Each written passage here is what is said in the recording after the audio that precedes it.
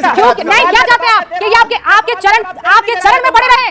हाँ, अपनी टोपी निकाल के आपके चरणों में दे दें। अरे जवाब दे तो रहा हूं, अहमद आदमी बेहुदे आदमी, सुन तो लो जवाब। अरे जरा ठीक करके सुरेंद्र, जवाब सुनो तो। जरा सुरेंद्र अपने आप को दिमाग पे सही करके बात करना। आपको दरबार में सलाम दुआ की इतनी आदत पड़ गई है कि कोई भी आपके खिलाफ कुछ बोलने लगता है ना। और धारा 40 जो आपकी सरकार में लाई गई थी, जिसमें कहा गया कि वक्फ को लगेगा कि जमीन उसकी है तो वो जमीन वापस ले ली जाएगी, वो उसकी है तो अब वो काम नहीं हो पाएगा, अंडू कर लिया है ना, तो वेलकम कीजिए। चलिए ना पूछा जाए आपसे चरण चुंबक है। हाँ, इस तरीके की बातें। आपके अंदर कितना प्रेम है इस्लाम को लेकर और इस्लाम के आलिमों को लेकर, छाती कूटने से नहीं पता चलता है, जुबान से पता चलता है। ठंड रखिए आप, बुजुर्ग आदमी है और आप किस तरीके से उनसे बात कर रहे हैं। इस कौम को आगे ले जाना जिसकी जिम्मेदारी थी वो खा कर बैठ गए, कोई पूछने वाला नहीं था और आज आप डरा रहे हैं। दोस्तों नमस्कार, स्वागत है आप सभी का। आप देख रहे हैं एसके डिबेट। आज की डिबेट वक्फ बोर्ड संशोधन बिल के मुद्दे पर होने वाली है। ये बिल लोकसभा में पास होने के बाद राज्यसभा से भी पास हो गया है। अब ये बिल राष्ट्रपति की अनुमति के बाद जल्द ही कानून में तब्दील हो जाएगा, लेकिन इस पर सियासत खत्म होने का नाम नहीं ले रही है। बंगाल की मुख्यमंत्री ममता बनर्जी ने तो यहां तक कह दिया है कि जिस दिन केंद्र में हमारी यानी कि इंडी गठबंधन की सरकार बनेगी उस दिन इस बिल को पलट दिया जाएगा। विपक्ष के कुछ दल इस बिल को कोर्ट में चैलेंज करने की धमकी तक दे रहे हैं। आज की डिबेट इसी मुद्दे पर होने वाली है। कांग्रेस पार्टी की तरफ से सुरेंद्र राजपूत, उत्तराखंड UKMEB के चेयरमैन मुफ्ती शमूम कासमी और राष्ट्रवादी न्यूज एंकर रूबिका लियाकत हैं। दोस्तों वीडियो बहुत मजेदार होने वाली है। आपसे अनुरोध है वीडियो को अंत तक जरूर देखें। वीडियो पसंद आए तो लाइक करें, शेयर करें, कमेंट करें और मेरे चैनल को सब्सक्राइब करें। तो दोस्तों मेन डिबेट स्टार्ट करते हैं। चलिए शुरू करते हैं। आप बताइए कि बड़ी बड़ी जो लीज पे जमीनें हैं, जो वक्फ की संपत्ति है, इन्हें कोई हक ही नहीं था। ये जो आज मुसलमानों के नुमाइंदे कह रहे हैं, तो मुसलमानों को जिस दिन मालूम हो जाएगा, आज भी आप देखिए तो वो इनसे हिसाब पूछेंगे। सुरेंद्र जी ये बताइए कि जिन्होंने आपको 100% वोट दिया, आपको 60 साल राज कराया, आपने उन मुसलमानों की दशा क्यों नहीं बदली? क्या ये वक्फ प्रॉपर्टी आज 11 साल के अंदर माननीय प्रधानमंत्री श्री नरेंद्र मोदी जी ने जो रिफॉर्म किए हैं, आप क्यों नहीं कर सकते थे? आप के लिए वो कर रहे। जवाब दो कि 60 साल में आपने उन्हें एजुकेशन से कितनी एजुकेशन उनके पास आपने है? अरे 60 साल में हमने वक्फ बोर्ड बनाया, आप बनाने आए थे क्या? बोर्ड में ये बताइए कि आप तीसरे नंबर की प्रॉपर्टी और आज अनपढ़ क्यों है मुसलमान? अब चुप रह के सुनिए भाई। अरे जवाब दे तो रहा हूं, अहमद आदमी बेहुदे आदमी, सुन तो लो जवाब। अरे जरा ठीक करके सुरेंद्र, जवाब सुनो तो। जरा सुरेंद्र अपने आप को दिमाग पे सही करके बात करना, समझे? मैंने बताया बंदा सारी दुनिया देख रही है। बेहूदगी नहीं यहाँ पर। मैं क्या कह रहा हूं, जवाब सुनो। अगर हैसियत नहीं है बेहुदे का मतलब समझते नहीं हो। मैंने कहा ना, आज मैं क्या कह रहा हूं, बेहुदे का मतलब नहीं समझते हो। पहले समझाओ। फिर से मैं क्या कह रहा हूं, पहले समझाइए। कैसे बोला आपने? मुझे रहने दो। आप कैसे बोला बेहुदे का मतलब? मैं क्या कह रहा हूं, आप मुझे बताइए। मुजरिम हो आप, बीच में लगातार बोल रहे हैं। और ये जो मुस्लिम पर्सनल लॉ बोर्ड और मुस्लिम तंजीमें, इन्हें जवाब देना होगा मुसलमानों को। मैंने कहा ना, आपके विरोध में बोल दिया। क्या इतनी भी यही तो सवाल का जवाब नहीं? क्यों नहीं क्या चाहते हैं आप कि आपके चरण में पड़े रहे? हाँ, अपनी टोपी निकाल के आपके चरणों में दे दें और खुश हो जाएं, आपसे सवाल ना पूछें। सच्चर कमेटी की रिपोर्ट जो बता रही है पिछले सालों में सुरेंद्र राजपूत जी आपसे पूछा ना जाए, मुझे ये बताइए। मैं फिर अपने आप को शांत कर रही हूँ और बताइए सुरेंद्र भाई, ना पूछा जाए आपसे। चरण चुंबक है ये। हाँ, चड्ढा समझाओ, इसे समझाओ। चरण चुंबक है ये। नहीं सर, आपको चरण चुंबकों की जरूरत है।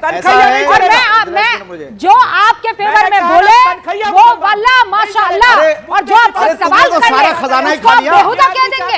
हाँ, उसको आप सरकारी मुसलमान कह देंगे। आप उसे 10 तरीके की बातें। आपके अंदर कितना प्रेम है इस्लाम को लेकर और इस्लाम के आलिमों को लेकर, छाती कूटने से नहीं पता चलता है, जुबान से पता चलता है। और वो जुबान आपकी सामने आ रही है सुरेंद्र जी। बात तो सही है। सुरेंद्र साहब अपनी जवाब दीजिए अपना। अल्फाज तो मैं फिर से कहता हूं कि आप बेहुदे हैं। नहीं दे रहे हैं। आप कह रहे थे मुसलमानों को दबाने की कोशिश है, आप कह रहे थे मुसलमानों को दुआम दर्जे का बनाने की कोशिश है। ये आदमी जो बैठा है ये मुसलमान नहीं है। हाँ, आज जब बोल रहे हैं तो आप बोल रहे हैं बेहुदे आदमी। क्यों? ये मुसलमान नहीं है, ये इलाहा इल्लल्लाह पढ़ने वाला नहीं है। ये अच्छा, ये बेहुदा हो गया। क्यों? क्योंकि इसने आपसे सवाल पूछ लिया। भाजपा से तनख्वाह लेता है आदमी। ठंड रखिए आप, बुजुर्ग आदमी है और आप किस तरीके से उनसे बात कर रहे हैं? मैं आपको बताऊं, 3 लोग एक ही पार्टी के, सोनिया जी, आलिम राहुल शख्स जी हैं ये, कैसे और बात कर प्रियंका रहे हैं आप जी। उनसे? अरे तुम्हें तो शर्म आनी चाहिए, तुम्हें तो इस लायक भी नहीं है कि तुम्हें टिकट ही मिल जाए।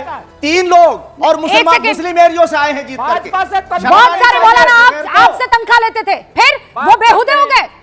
3 लोग जो है वो श्रीमती सोनिया गांधी, राहुल गांधी, प्रियंका गांधी, वो सैलरी ले रहे हैं। हमारी तनख्वाह आपको बहुत चुभ रही है, हमारा मानदेय बहुत चुभ रहा है। तुमने पूरे देश में करप्शन किया, जिससे हमने तुम्हें उस 2012 में तुम्हें निकाला यहां से। और आज मुसलमानों को मैं दावे के साथ कह रहा हूं, सुन ले सुरेंद्र, करते हो सुरेंद्र सुनो, सुरेंद्र सुनो, अगर तुम्हारे अंदर अखलाकी हिम्मत है तो आज इसका इकरार करो कि तुमने मुसलमानों के साथ ज्यादती हो सकता।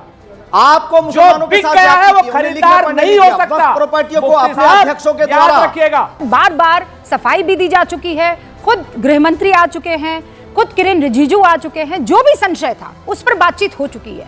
फिर भी ये कहना कि मुसलमानों को दबाने की एक कोशिश है, कितना सही है? अबे जल्दी बोल, कल सुबह पनवेल निकलना है। कहते हैं ना कि तुम्हारी फाइलों में गांव का मौसम गुलाबी है, मगर ये आंकड़े झूठे, ये दावे किताबी हैं। तुम्हारी मेज चांदी की, तुम्हारे जाम सोने के, मगर जुम्मन के घर में आज भी फूटी रकाबी है। आप इस चीज को आप देखिए कि जो हमारी सरकार प्रदत्त स्कीमें हैं वो तो किसी के नाना के घर से तो आई नहीं, कोई किसी का कोई पिताजी तो लेकर के नहीं आए। वो तो सरकार की योजनाएं, जो योग्य लोग हैं उनको सरकार की योजनाएं मिलेंगी। 80 करोड़ लोगों को अगर 5 किलो राशन मिल रहा है, उसमें से 30% मुसलमान है, तो उसको मिलेगा, क्यों नहीं मिलेगा? ठीक है, आपका लॉजिक सही है। वो किसी के घर से थोड़ी आई कि भाजपा कहते कि नहीं मुसलमान को नहीं देंगे। ठीक है, लेकिन आप कह रहे हैं कि सरकारी है, ये तो सबको देना पड़ेगा। अरे ना दें, मसला आप अभी आरोप लगा रहे हैं कि मुसलमानों को कोने में धकेल रहे हैं, तब भी आरोप लगा देंगे कि देखिए मुसलमानों को कोने में धकेल रहे हैं।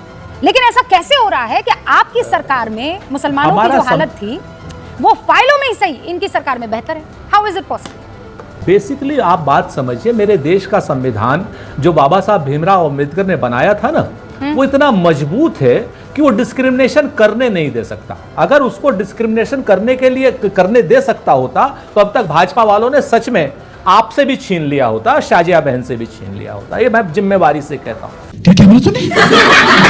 तो यहां पर हमको जो भी हक हुकूक है संविधान देता है, और ये लोग पारदर्शिता की बात कर रहे हैं कि बिल पारदर्शी तरीके से लाया गया। जो लोग आरटीआई की पारदर्शिता खत्म कर चुके हैं रूबिका जी, वो लोग क्या बात करेंगे पारदर्शिता लाने की? आप मुझे बता दीजिए कि आप कहती हो कि मैंने कोई प्रॉपर्टी वक्फ कर दी और मैं आ जाता हूं वहां पर कि नहीं साहब ये प्रॉपर्टी वक्फ नहीं है, तो इस पर तो मेरा कब्जा था या मेरी कोई बात थी। डीएम कहेगा जब तक सुप्रीम कोर्ट तक से ये जमीन खाली नहीं होगी तब तक ये जमीन सरकार की हो गई। आप बता दीजिए संविधान का विरोध है या नहीं है? और सुनिए, उन्होंने अपनी तनख्वाह को लेकर आपसे किसी तरह की कोई जिरा नहीं की थी। उन्होंने एक सीधा सवाल पूछा था, मुसलमानों को 70 सालों में आपने क्या दिया सुरेंद्र राजपूत जी? वक्फ दिया। कौन सा वक्फ? जो जमीनों पर कब्जा कर रहा है वो वक्फ, जहां का मुतवल्ली और वाकिफ आरोप पर आरोप उस पर लग रहे हैं कि बेवाओं को, यतीमों को, बुजुर्गों को, बच्चों को, इस कौम को आगे ले जाना जिसकी जिम्मेदारी थी वो खा खा कर बैठ गए, कोई पूछने वाला नहीं था, और आज आप डरा रहे हैं। जी, वो कहते हैं ना शायद, क्या नाम रूबिका जी की, लश्कर भी तुम्हारा है, सरदार तुम्हारा है, तुम झूठ को सच लिख दो, ये अखबार तुम्हारा है। अब इस दौर के फरियादी जाए तो कहां जाए? सरकार तुम्हारी है, दरबार तुम्हारा है। भ्रष्टाचार का जो वक्फ का अड्डा था जिसके लिए आप बिल लेकर के आ रहे हो, पहले जो भ्रष्टाचार गैर जमानती अपराध था, वर्तमान के वक्फ बिल में वो जमानती अपराध कर दिया। कितने लोगों को जेल भेजा सुरेंद्र भाई आपने? ये जो आपने कहा गैर जमानती प्रोविजंस थे, हाँ, तो आपने जब वक्फ बनाया तो कितने लोग जेल गए हैं वक्फ के? बता दीजिए जरा, गिना दीजिए। कब्जा करने वाले। अब मैं बताता हूँ, क्योंकि वो हम नहीं भेजते थे शाजिया, वो रूबिका, वो वक्फ बोर्ड के जो क्या ना ट्रिब्यूनल है वो भेजता था। जितने लोगों को भेजा वो उन्होंने भेजा। हम संविधान के कामों में, हम कोई भाजपा थोड़ी है कि ईडी और सीबीआई को जो है किसी के भी पीछे लगा दे। हम इस तरीके के लोग नहीं। आज की डेट में भाजपा ने ये संज्ञेय अपराध को जमानती अपराध बना दिया। आप वाले टाइम पर कहा, बात समझिए सुरेंद्र भाई। अरे रूबिका जी, अगर ऐसे आप गोल पोस्ट चेंज करेंगे तो दिक्कत हो जाएगी। आप तो एक क्या नाम अच्छी एंकर हैं, क्यों गोल पोस्ट बार-बार चेंज? मैंने तो आपको सिर्फ याद दिलाया है ना बार-बार। हाँ बिल्कुल, हमने कहा नहीं नहीं, मैंने आप पोटा के नाम पर आएंगे तो एक दिन पोटा पे बहस कर लीजिए। नहीं, आ जाइए पोटा आप पे नहीं 1 to 1 करना आ है, जाइए, मुझे वक्फ पर पोटा करना पे कर है। लेंगे बहस। ये बताइए, मसला ये थोड़ी है, वक्फ पर धारा मसला ये है कि वक्फ में पोटा धारा के सोटा 40 को आप छोड़िए, लोग लेकर आए। आज वक्फ पर व्हाट इज धारा 40 आप जानते हैं ना, आप तो पढ़े लिखे वक्ता हैं, है ना? आप ही लोग लेकर आए थे ना वक्त नहीं, को, हम पढ़े इतनी लिखे पावर बिल्कुल आप नहीं। लोगों ने दी हम थी लोग पढ़े लिखे कि नहीं। जहां हम लोग मर्जी आज की आती डेट थी में वो पढ़े अपना लिखे हाथ सिर्फ रखते थे और भाजपा कहते थे ये जमीन हमारी है।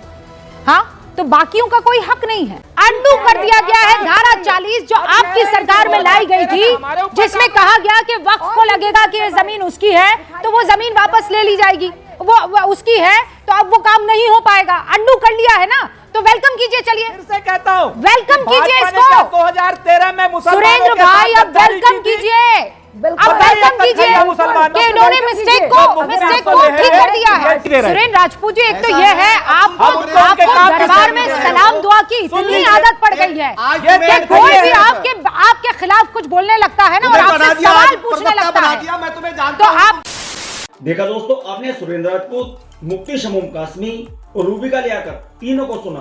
आप किसकी बात से सहमत हैं? दोस्तों, वीडियो को लास्ट तक देखने के लिए दिल से धन्यवाद। और वीडियो के बारे में आपकी क्या राय है कमेंट सेक्शन में कमेंट करके बताएं।